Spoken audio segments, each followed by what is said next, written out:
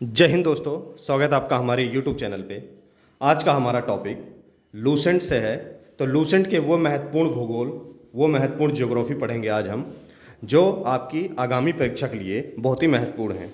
ये वो सारे टॉप 100 भूगोल हैं जो हर बार इनसे किसी न किसी एग्ज़ाम में क्वेश्चन पूछे जाते हैं। तो ये सारे टॉप 100 क्वेश्चन पढ़ने के लिए इस वीडियो को शुरू से अंत तक देखिएगा। और हाँ, इस चैनल को लाइक और सब्सक्राइब जरूर करते रहिए और अपने दोस्तों को भी इस वीडियो को शेयर करिए ताकि उनको भी इस टॉपिक का हेल्प मिल सके। तो चलिए क्वेश्चन शुरू करते हैं। क्वेश्चन नंबर 1 से, ग्रेनाइट, डोलेराइट और बेसाल्ट किस प्रकार की चट्टान के उदाहरण हैं? तो ध्यान दीजिएगा, ग्रेनाइट, डोलेराइट और बेसाल्ट ये किस प्रकार की चट्टान के उदाहरण हैं? तो इसका उत्तर क्या होगा? आग्नेय चट्टानें। याद रखिएगा, आग्नेय चट्टानें के उदाहरण कौन कौन से हैं? ग्रेनाइट, डोलेराइट और बेसाल्ट। ठीक है, अगला क्वेश्चन, किस पर्वत को सह्याद्र कहा जाता है? काफ़ी अच्छा क्वेश्चन है। तो याद रखिएगा, सह्याद्र किस पर्वत को कहा जाता है? तो वो कहा जाता है पश्चिमी घाट। याद रखिएगा, पश्चिमी घाट को सह्याद्र पर्वत के नाम से भी जाना जाता है। चलिए आगे बढ़ते हैं। मेघ गर्जन, बिजली की चमक, मेघ गर्जन, बिजली की चमक, आंधी तूफान, वर्षा, हिमपात यानी बर्फबारी आदि मौसमी घटनाएं जो हैं, याद रखिएगा, जो मौसमी घटनाएं होती हैं, मौसम संबंधित जो भी घटनाएं होती हैं, वो किस परत में घटित होती हैं? वो किस परत में घटित होती हैं?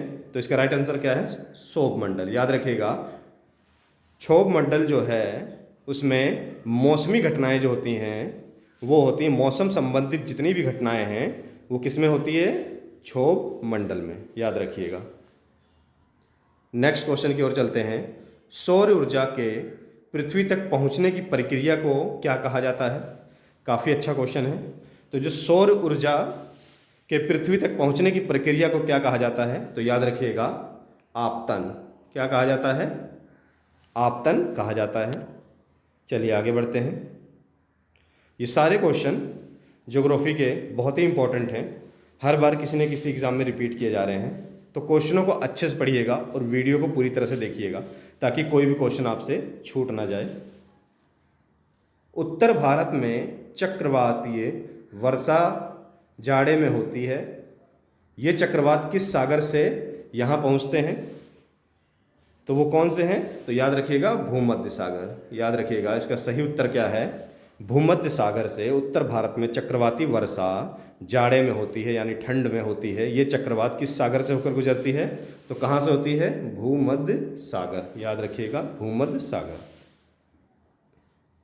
येलोस्टोन पार्क का जेट नामक गीजर विश्व में सबसे ऊंचा जल फैलता है। यह कहाँ स्थित है? येलोस्टोन पार्क का जेट नामक गीजर विश्व में सबसे ऊंचा फैलता है, ये कहाँ स्थित है? तो ये कहाँ है? उत्तरी अमेरिका। याद रखिएगा, इसका राइट आंसर क्या होगा? उत्तरी अमेरिका में। इन सारे क्वेश्चनों को आप नोट कर सकते हैं। दक्षिणी ग्रीनलैंड और पूर्वी कनाडा के तट पर किस ठंडी जलधारा के प्रभाव क्षेत्र में आते हैं? तो इसका राइट आंसर क्या होगा? लैब्राडोर जलधारा। याद रखिएगा, लैब्राडोर जलधारा। अगले क्वेश्चन की ओर चलते हैं। जिस तापमान पर वायु संतृप्त होती है उसे क्या कहा जाता है? याद रखिएगा, जिस तापमान पर वायु संतृप्त होती है उसे क्या कहा जाता है? तो देखिएगा, औसाक। क्या कहा जाता है? औसांक। याद रखिएगा, औसांक। नेक्स्ट क्वेश्चन की ओर बढ़ते हैं। विश्व की सबसे बड़ी परवाल भित्ति, याद रखिएगा, विश्व की सबसे बड़ी परवाल भित्ति ऑस्ट्रेलिया के पूर्व प्रशांत महासागर में, इस परवाल भित्ति का क्या नाम है या उसे क्या कहा जाता है? तो याद रखिएगा, इसका उत्तर होगा ग्रेट बैरियर रीफ। क्या होगा? Great barrier reef. अगले क्वेश्चन की ओर चलते हैं। नर्मदा, ताप्ती, टेम्स आदि कई नदियां डेल्टा ना बनाकर क्या बनाती हैं दोस्तों? तो नर्मदा और ताप्ती जो हैं और टेम्स आदि कई नदियाँ डेल्टा ना बनाकर क्या बनाती हैं? तो इसका राइट आंसर क्या होगा? अवरुद्ध नदमुख। याद रखिएगा, अवरुद्ध नदमुख। ये नदियाँ जो हैं वो डेल्टा नहीं बनाती हैं, ये उसके अपोजिट क्या बनाती हैं? अवरुद्ध नदमुख। आगे बढ़ते हैं 11वें क्वेश्चन की ओर। विश्व के किन 3 देशों को बेनेल्स कहा जाता है? तो इसका राइट आंसर क्या होगा? बेल्जियम, नीदरलैंड और लग्जमबर्ग। ठीक है दोस्तों, ये 3 देश हैं जहां पर बेनेलेक्स कहा जाता है, याद रखिएगा।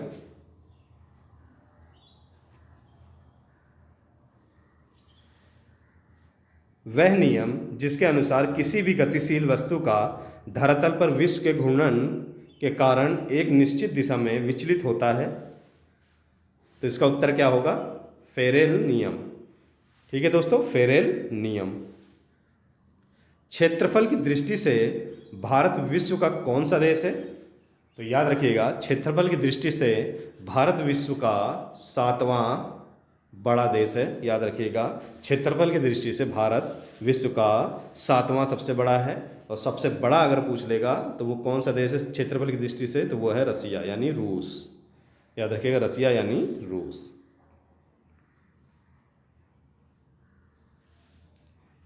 विश्व का सबसे ऊंचा पठार तिब्बत का पठार है। किस प्रकार का पठार है ये? जो तिब्बत का पठार है वो किस प्रकार का पठार है? ये विश्व का सबसे ऊंचा पठार है। तो ये किस तरह का पठार है? तो ये है अंतर पर्वतीय पठार। याद रखिएगा, ये क्या है? अंतर पर्वतीय पठार। याद रखिएगा। अरावली, सतपुड़ा, नीलगिरी, विंध्याचल आदि किस प्रकार के पर्वत हैं? तो ये सारे किस प्रकार के पर्वत हैं? तो ये हैं अवशिष्ट पर्वत। याद रखिएगा, अवशिष्ट पर्वत।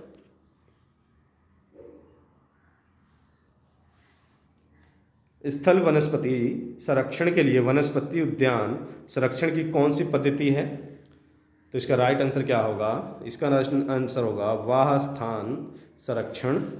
याद रखिएगा, वाह स्थान संरक्षण। आगे क्वेश्चन की ओर बढ़ते हैं। विश्व के कितने प्रतिशत क्षेत्रफल पर स्थल मंडल का विस्तार पाया जाता है? तो याद रखिएगा 29%, 29% क्षेत्रफल पर स्थल मंडल पाया जाता है।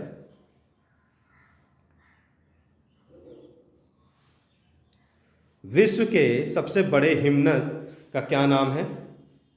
तो याद रखिएगा, बियर्डमोर हिमनद अंटार्कटिका में पाया जाता है। याद रखिएगा।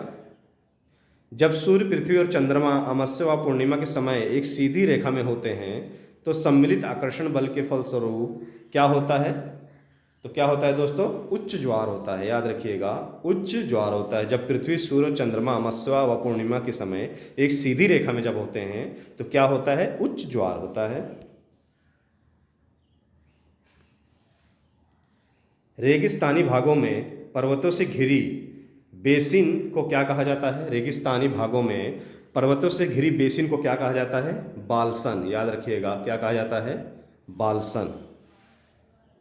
सागरी जल में किस प्रकार का नमक सबसे अधिक पाया जाता है? वो कितने परसेंट होता है?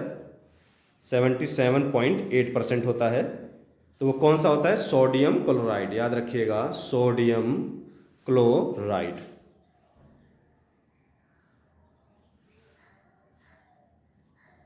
कैंटरबरी घास के मैदान कहाँ अवस्थित हैं? तो ये कहाँ पे है? न्यूजीलैंड। याद रखिएगा, कहाँ पे है? न्यूजीलैंड। खड़िया मिट्टी, सेलखड़ी, नमक की चट्टान, गोलास्म आदि किस प्रकार की चट्टानों का उदाहरण है? तो ये किस प्रकार की चट्टानों का उदाहरण है? ये अवसादी चट्टानों का उदाहरण है। याद रखिएगा।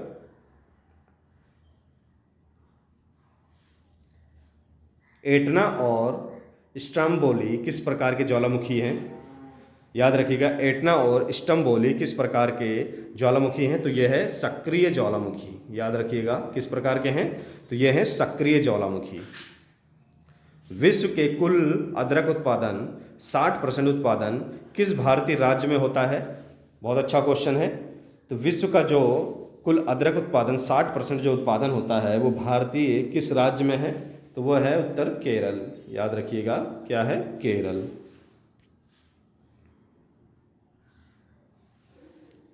दूध उत्पादन में भारत विश्व में कौन सा स्थान है? याद रखिएगा, दूध उत्पादन में भारत प्रथम स्थान पे है। आगे क्वेश्चन की ओर बढ़ते हैं। अंडमान व निकोबार द्वीप समूह में मुख्यतः कौन सी प्रजाति पाई जाती है? तो मुख्यतः कौन सी प्रजाति पाई जाती है? तो वो है निग्रिटो। याद रखिएगा, अंडमान व निकोबार द्वीप समूह में मुख्यतः निग्रोटो जनजाति पाई जाती है। याद रखिएगा, निग्रोटो। प्रायद्वीपीय भारत की एक प्रमुख नदी गोदावरी का उद्गम स्थल जो है वो कौन सा है? तो इसका राइट आंसर क्या होगा? त्र्यंबक। ठीक है दोस्तों, कहाँ है? नासिक में, त्र्यंबक। अगले क्वेश्चन की ओर बढ़ते हैं।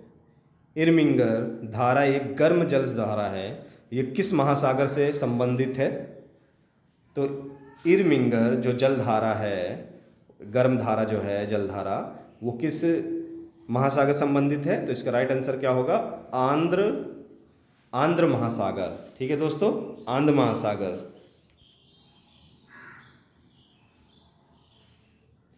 कनाडा का जलप्रपात टाकाकार्ड किस नदी पर स्थित है? टाकाकार्ड जो कनाडा का जलप्रपात है वो किस नदी पर स्थित है? योहो नदी। याद रखिएगा, योहो नदी। अगला क्वेश्चन, वोल्गा नदी कहाँ गिरती है? बहुत अच्छा क्वेश्चन है। तो याद रखिएगा, वोल्गा नदी जो है वो कहाँ गिरती है? तो वो है कैस्पियन सागर में। कैस्पियन सागर में।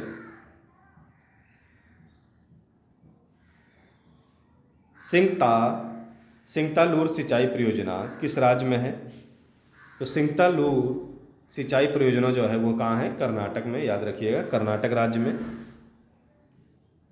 विश्व का सबसे बड़ा नारियल उत्पादक देश कौन सा है?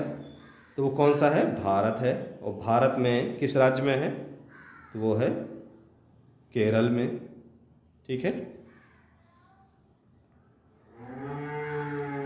मिसिसिपी नदी किस आकार का डेल्टा बनाती है? मिसिसिपी जो नदी है वो किस प्रकार का आकार का डेल्टा बनाती है? तो पंजाकार डेल्टा। याद रखिएगा, मिसिसिपी जो नदी है वो किस प्रकार का डेल्टा बनाती है? तो वो है पंजाकार डेल्टा।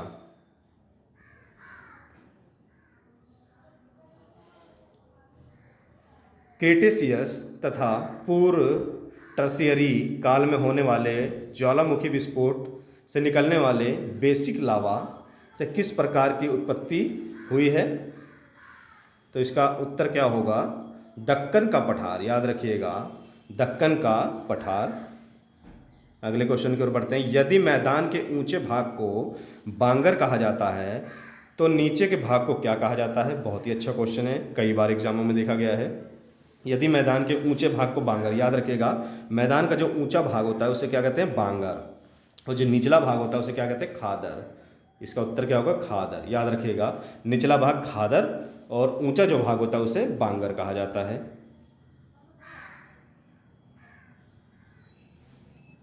कपास के उत्पादन के लिए सर्वाधिक उपयुक्त मिट्टी कौन सी है? उपयुक्त मिट्टी कौन सी है? सबसे उपजाऊ मिट्टी जो कहा जाता है कपास के लिए, तो याद रखिएगा, ये भी बहुत बार क्वेश्चनों में पूछा गया है।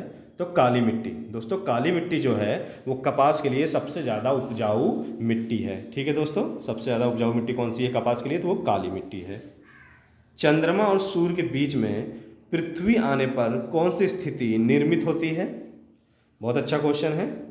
तो चंद्रमा और सूर्य के बीच में पृथ्वी के आने पर कौन सी स्थिति होती है दोस्तों? तो वो होती है चंद्र ग्रहण। ठीक है दोस्तों, चंद्र ग्रहण। मान लो ये सूर्य है, ठीक है दोस्तों, ये सूर्य है और ये चंद्रमा है। ठीक है दोस्तों, ये चंद्रमा है आपका। अगर इनके बीच में पृथ्वी आ जाती है दोस्तों, सूर्य यहाँ पे है, ये पृथ्वी आ गई दोस्तों और ये चंद्रमा आ गया, तो क्या होता है दोस्तों? उस स्थिति में चंद्र ग्रहण लग जाता है दोस्तों। ठीक है, चंद्र ग्रहण लग जाता है। चलिए आगे बढ़ते हैं। मध्य प्रदेश का पर्यटन स्थल पंचमढ़ी किस पर्वतमाला पर स्थित है? तो याद रखिएगा इसका उत्तर है सतपुड़ा पर्वतमाला। ठीक है दोस्तों, पंचमढ़ी जो पर्वतमाला है वो कहाँ पे? सतपुड़ा पर्वतमाला पे। किस वन में मुख्यतः रूप से स्प्रूस, फर व चीड़ पाए जाते हैं? चीड़ के पेड़ जो होते हैं दोस्तों वो कहाँ पाए जाते हैं? याद रखिएगा टेगा वन। बहुत बार एग्जाम में पूछा गया है, टेगा वन में पाए जाते हैं।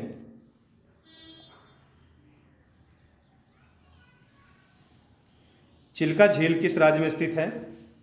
काफ़ी अच्छा क्वेश्चन है। तो चिल्का झील जो है वो उड़ीसा, याद रखिएगा उड़ीसा राज्य में स्थित है।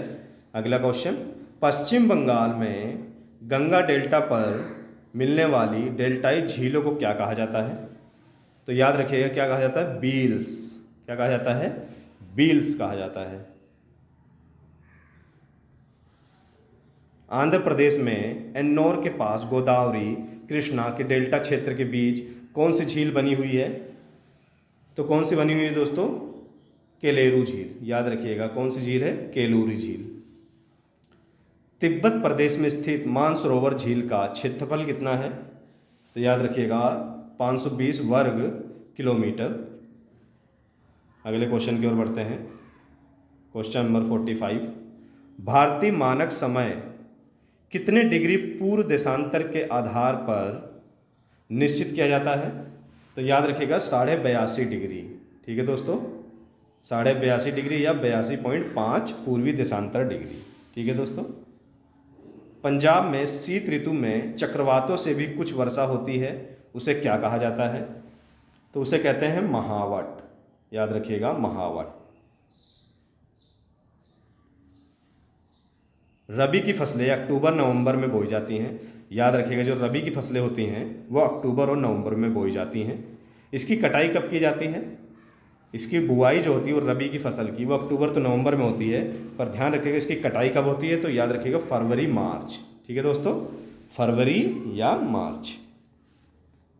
कश्मीर की डल झील, कुमाय, हिमालय की भीमताल और नैनीताल झील किस प्रकार की झील है? तो याद रखिएगा हिमानीकृत झील। ठीक है दोस्तों, हिमानीकृत झील।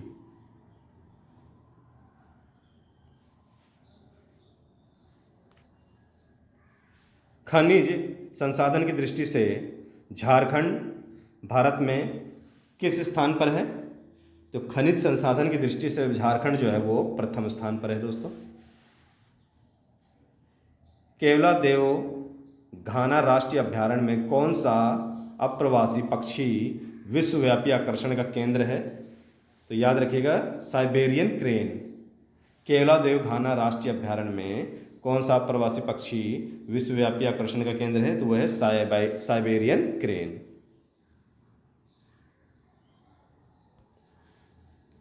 झारखंड का प्रसिद्ध हुंडरू जलप्रपात कहाँ और किस नदी पर स्थित है?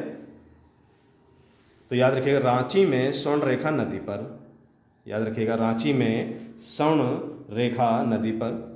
जोजिला दर्रा श्रीनगर के किस मार्ग को जोड़ता है? तो याद रखिएगा लेह मार्ग को। किसको जोड़ता है? लेह मार्ग को। सौरमंडल में मौजूद किन दो ग्रहों का एक भी उपग्रह नहीं है?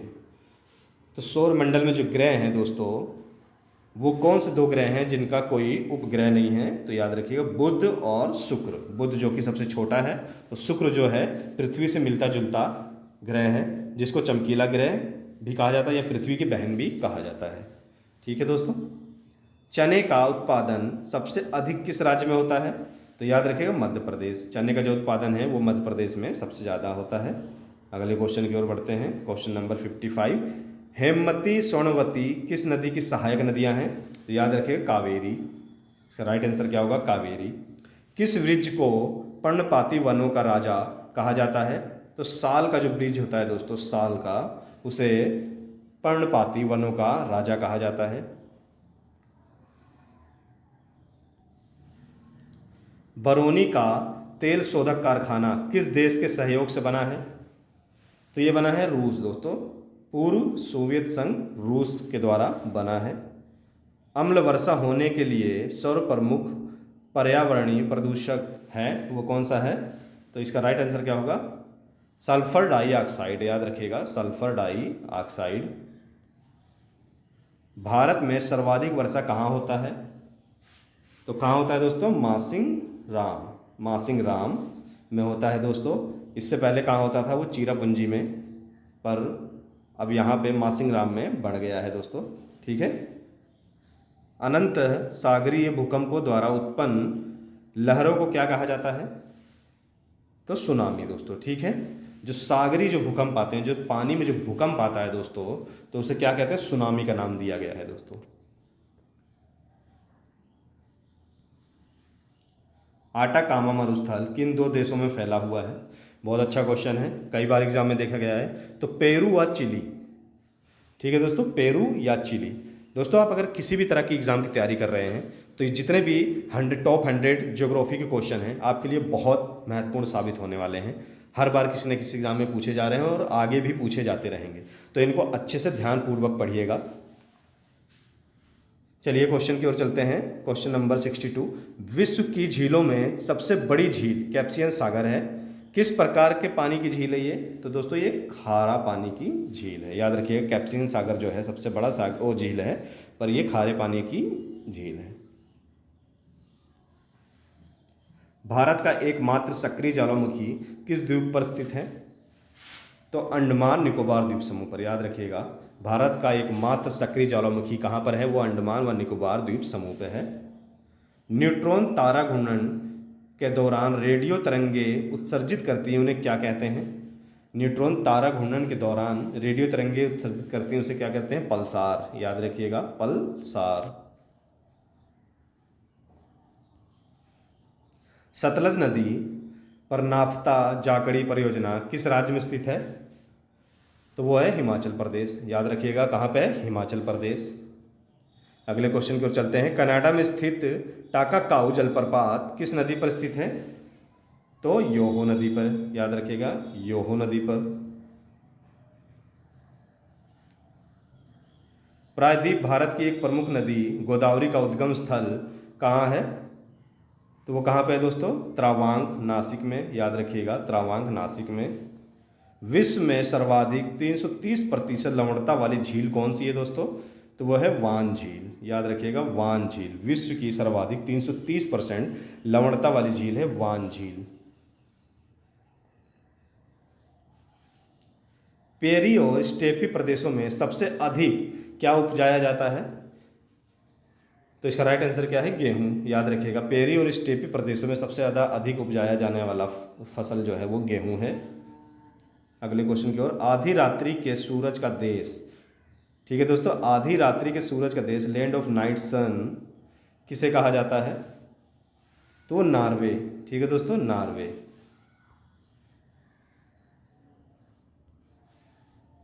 मोरान भारत का एक प्रसिद्ध तेल क्षेत्र है, ये कहाँ पर है? तो ये कहाँ है? असोम। याद रखिएगा असोम। असम दोस्तों, ये गलत लिख गया है, असम। ठीक है दोस्तों, असम में है। कहाँ पे है? असम। मोरान जो भारत का एक प्रसिद्ध तेल क्षेत्र है दोस्तों, तो वो कहाँ पे है? वो असम में है दोस्तों। याद रखिएगा किस राज्य में है? तो वो है असम में। चलिए आगे बढ़ते हैं दोस्तों। अमेरिका रोबास्ट और लेबेरिका किस फसल की किस्में हैं? तो ये दोस्तों है कहवा, कॉफ़ी जिसे कहते हैं दोस्तों। ठीक है।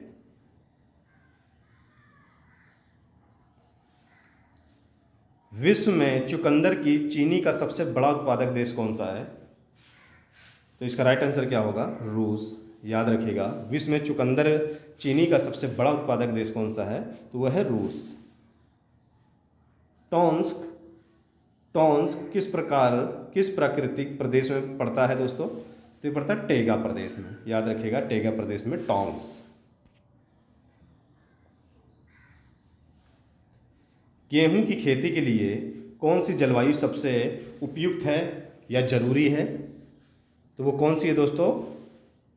समशीतोष्ण। याद रखिएगा समशीतोष्ण जो जलवायु है वो गेहूं की फसल की बहुत ज़्यादा अच्छी और ज़रूरी है, उपयुक्त है।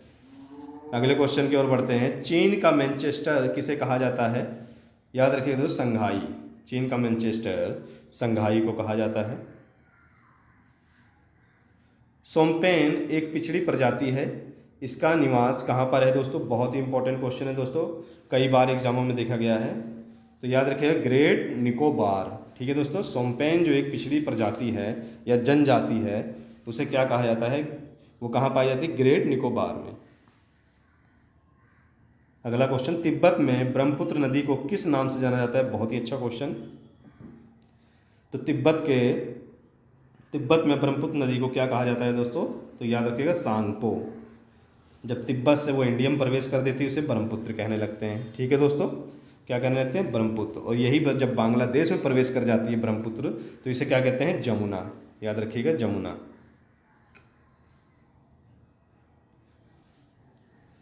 चावल उत्पादन में विश्व में भारत का कौन सा स्थान है? तो याद रखिएगा दूसरा स्थान है दोस्तों। ठीक है, चावल उत्पादन में विश्व में भारत का कौन सा स्थान है? तो दूसरा स्थान है। राजस्थान का जावर क्षेत्र किस खनिज के लिए प्रसिद्ध है? तो याद रखिएगा जावर जो क्षेत्र है राजस्थान का, वो चांदी के लिए प्रसिद्ध है। किसके लिए प्रसिद्ध है जावर क्षेत्र? चांदी के लिए। भारत में सर्वाधिक सिंचाई किस स्रोत से होती है? तो याद रखिएगा नलकूप और कुएं से। ठीक है दोस्तों, नलकूप, वो जो ट्यूबवेल कहा जाता है गांव में, नलकूप और कुएं से।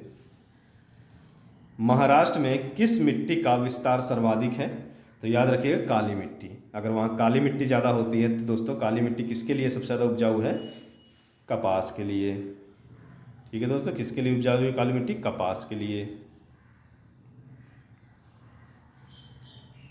तेज वायु द्वारा मिट्टी की ऊपरी परत को उड़ा कर ले जाने की प्रक्रिया कहा जाता है? तो परतदार अपरदन। याद रखिएगा परतदार अपरदन कहते हैं उसे। अगला क्वेश्चन नंबर 84, किस प्रकार की वनस्पति ग्रीष्म ऋतु के आरंभ में अपनी पत्तियां गिरा देती हैं? तो वो कौन सी होती है दोस्तों? उष्ण कटिबंधीय, पर्णपाती अथवा मानसूनी वन। याद रखिएगा उष्ण कटिबंधीय, पर्णपाती अथवा मानसूनी वन में जो है ग्रीष्म ऋतु के आरंभ में अपनी पत्तियां गिरा देती हैं। किस पेड़ से तारपीन का तेल एवं रेजिन प्राप्त होता है? बहुत अच्छा क्वेश्चन है। तो चीड़ का पेड़। याद रखिएगा तारपीन का तेल जो है वो चीड़ के पेड़ से होता है। क्वेश्चन नंबर 86 दोस्तों, भाखड़ा नंगल परियोजना से लाभान्वित राज्य कौन से हैं दोस्तों? तो याद रखिएगा दोस्तों कौन से हैं? पंजाब, हरियाणा, राजस्थान। याद रखिएगा दोस्तों पंजाब, हरियाणा एवं राजस्थान।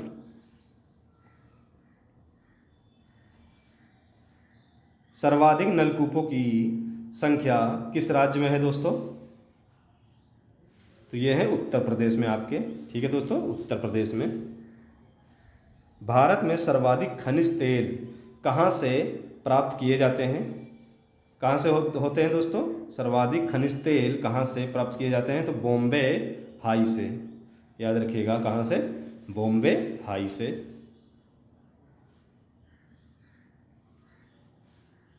विश्व की सबसे ऊंची चोटी एवरेस्ट किस देश में स्थित है?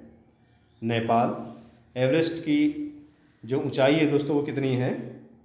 8,848 मीटर। याद रखिएगा दोस्तों 8,848 मीटर। किसी किसी बुक में 8,850 भी लिखा गया है दोस्तों, लेकिन इसका सही उत्तर क्या होगा? 8,848 है इस टाइम। भारत की सबसे चौड़ी नदी कौन सी है दोस्तों? तो भारत की सबसे चौड़ी नदी कौन सी है दोस्तों? ब्रह्मपुत्र। याद रखिएगा भारत में बहने वाली सबसे चौड़ी नदी कौन सी है? तो वो है ब्रह्मपुत्र। प्रायद्वीपीय भारत की सबसे बड़ी नदी कौन सी है? तो कौन सी है दोस्तों? गोदावरी। याद रखिएगा प्रायद्वीपीय भारत की सबसे बड़ी नदी कौन सी है? वो गोदावरी है। भारत की सबसे ऊंची चोटी कौन सी है दोस्तों? बहुत अच्छा क्वेश्चन है। सबसे ऊंची चोटी कौन सी है दोस्तों? केटू गॉडविन ऑस्टिन। याद रखिएगा जिसकी ऊंचाई कितनी है? 8,611 मीटर। याद रखिएगा केटू गॉडविन ऑस्टिन।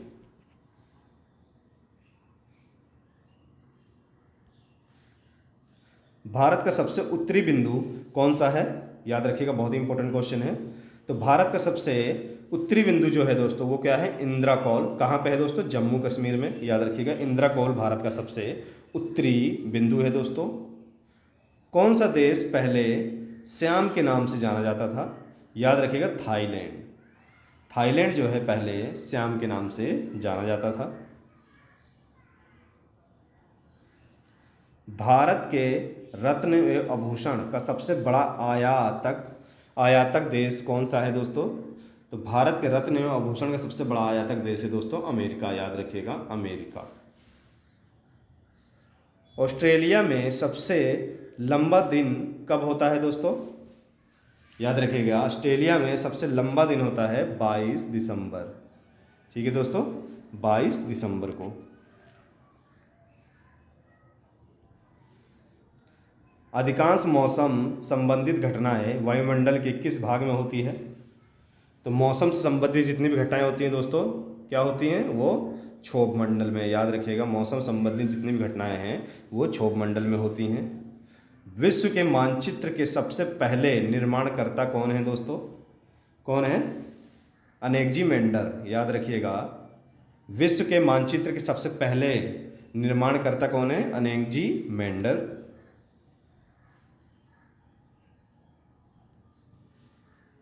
विश्व का प्रसिद्ध डॉनवास कोयला क्षेत्र किस देश में है? तो विश्व का जो सबसे प्रसिद्ध डॉनवास कोयला क्षेत्र है दोस्तों, वो किस देश में है? यूक्रेन, जहाँ पे अभी लड़ाई चल रही है रसिया और यूक्रेन में। तो यूक्रेन देश में विश्व का प्रसिद्ध डॉनवास कोयला क्षेत्र है दोस्तों। डॉनवास कोयला क्षेत्र आपसे पूछेगा तो कहाँ पे? यूक्रेन में। आखिरी क्वेश्चन दोस्तों आपका 100वां क्वेश्चन, वायुमंडल का कौन सा मंडल रेडियो तरंगों का परिवर्तित करता है? बहुत अच्छा क्वेश्चन है, कई बार एग्जाम में देखा गया है। तो मौसम से आपसे पूछा था दोस्तों, मौसम संबंधित, तो वो आपका क्षोभ मंडल में है। यहीं आपसे पूछ लिए रेडियो तरंगों का परिवर्तित कहाँ पे होता है, किस मंडल में होता है? तो वो होता है आयान मंडल। याद रखिएगा दोस्तों, आयान मंडल में रेडियो तरंगी परिवर्तित होती हैं दोस्तों। तो ये थे दोस्तों टॉप 100 हमारे ज्योग्राफी के क्वेश्चन। तो वीडियो अच्छी लगी हो दोस्तों, ज्ञान अच्छा लगा हो तो प्लीज़ चैनल को लाइक, सब्सक्राइब और शेयर जरूर करते रहिए दोस्तों।